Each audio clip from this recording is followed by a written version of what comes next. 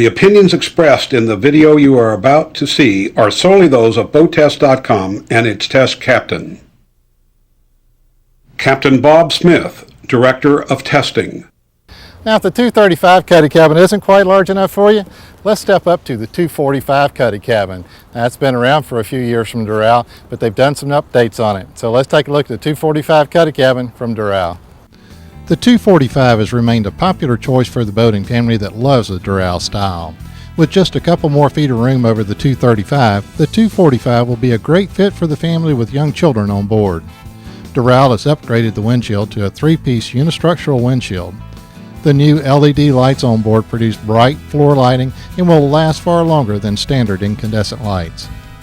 The optional bow scuff plate is really handy to protect your boat when loading onto the trailer, saving it from the usual dings and scrapes. The optional docking lights help guide you onto the trailer at the ramps or in a darkened slip. Part of the art or luxury Doral designs in this boat is the custom stainless engine vents you see here. The integrated swim platform is large enough to hang out at anchor, strap-on skis, or just relax. Our model had a stereo remote which is handy to control the tunes while hanging out there.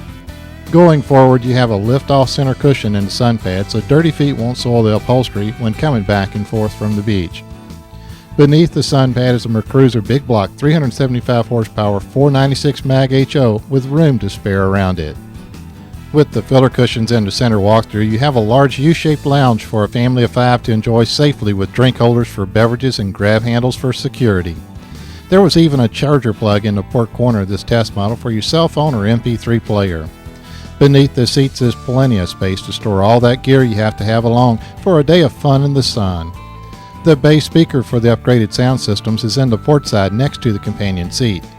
The forward seats both have swivel slide and bolster adjustments. In the dash on the port side is a handy sink to clean up hands before snacks, along with an MP3 input to the stereo and a glove box. I found driving the 245 comfortable and the dash easy to view with analog gauges protected by a dash brow over them. Bennett trim tabs were to the right, although I didn't find I needed them in the relative calm waters of the Ottawa River. Now, when the sun gets a little harsh like it is this afternoon, the 245 has a place to get away. Let's go in and take a look at the accommodations. I couldn't stand up in here, but I could easily stretch out and relax if the sun got too hot or a sudden shower came up.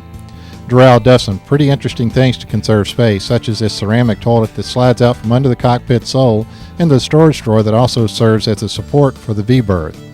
They tucked the amplifier for the juiced-up system in the armrest on the starboard side and put the Norcold refrigerator next to the cabin door so you can reach it from the cockpit. The 245 Escape measures 25 feet 6 inches length on average with a beam width of 8 feet 6 inches and weighs about 4,950 pounds, so the family SUV should be able to handle her. She has a fuel capacity of 64 gallons and a sporty 18 degrees of dead rise at the transom. Testing conditions were perfect on the Ottawa River, and she was smooth out of the hole in 3 seconds and up to 30 miles per hour in 6.